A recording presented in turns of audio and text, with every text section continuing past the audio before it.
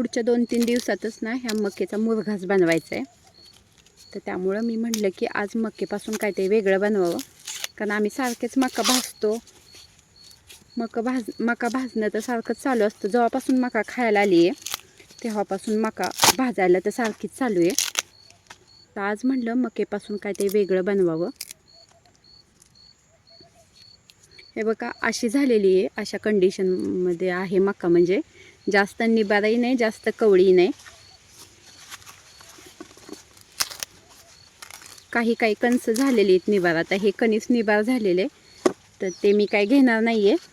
पण जी आहेत ना कोवळी, म्हणजे जास्त निबाराही नाही जास्त कवळी नाही, अशी जी कणस आहेत तेवढीच मी घेणार आहे.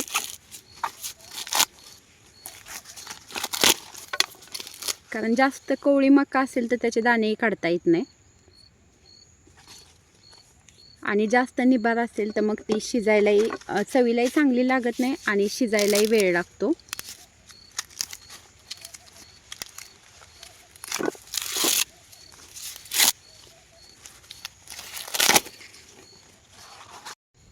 तर ही जी मक्याची 2 कणस आहेत त्याचे पहिल्यांदा आहेत ना मी दाणे काढून घेणार आहे.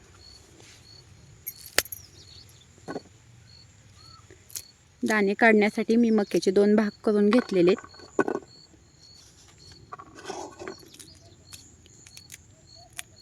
आणि असे हे बघा पटपट निघत आहेत दाणे, जास्त वेळ लागत नाही. ही निबार आहे कणीस, ते मी काय घेणार नाही. जे कोवळं आहे तेच घेणार आहे. आणि उद्या किंवा परवा 2 दिवसात आमच्या मक्याचा मुरघास बनवायचा आहे. म्हणून म्हटलं की मक्याचं काय ते बनवावं. ह्या 2च मक्याच्या कणसाचे असे दाणे काढून घेणार आहेत. हे जे मक्याचे दाणे आहेत ते मी असे काढून घेतलेले आहेत.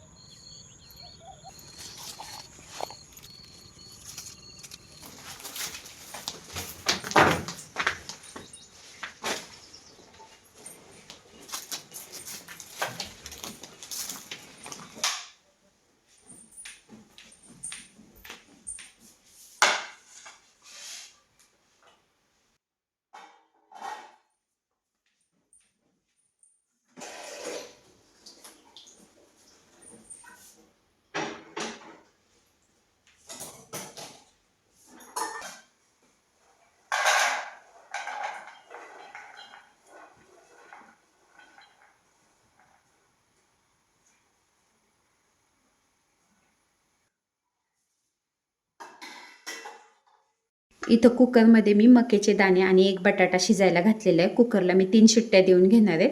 आणि मक्याच्या दाण्यामध्ये मी काय पाणी ओतलेलं नाही. मक्याचे दाणे वाफेवरती छान असे शिजतील. आता ना कुकरला झाकण लावून घेते. कुकरच्या 3 शिट्ट्या देऊन घेतलेल्या आहेत आणि आता कुकर थंड झालेला आहे. आता हे मक्याचे दाणे थोडे थोडे करून मी ना मिक्सरमधून बारीक करून घेणार आहेत. मक्याचे दाणे मी असे ओबडधोबड बारीक करून घेतलेले आहेत. आणि मी 1 बटाटा जो उकडून घेतला होता तो आता ह्या छोट्या किसणीने ना खिसून घेते असा.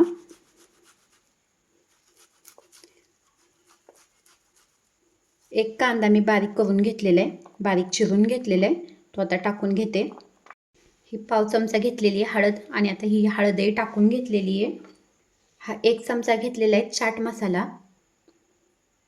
चाट मसाल्याने चव छान लागते त्यामुळे 1 चमचा हा चाट मसाला टाकलेला आहे. त्यानंतर हा अर्धा चमचा गरम मसाला टाकलेला आहे. 1 चमचाभर घातलेले हे लाल तिखट आणि वरतून घातलेली ही भरपूर अशी कोथिंबीर. आणि हे आहे कॉर्न फ्लोअर. तर कॉर्न फ्लोअरही मी घालून घेतलेले, घरामध्ये आणलेलंच होतं. आणि सगळ्यात शेवटी मी हे घातलेले आवश्यकतेनुसार मीठ.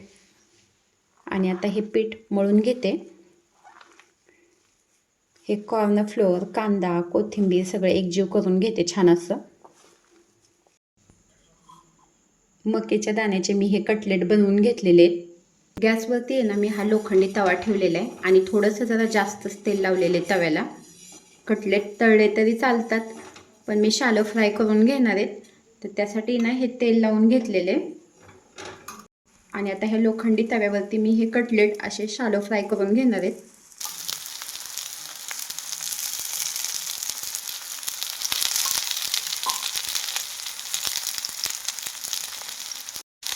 कमी गॅसवरती ना हे कटलेट मी असे दोन्ही साईडने ना कडक छान होऊ देणार आहे.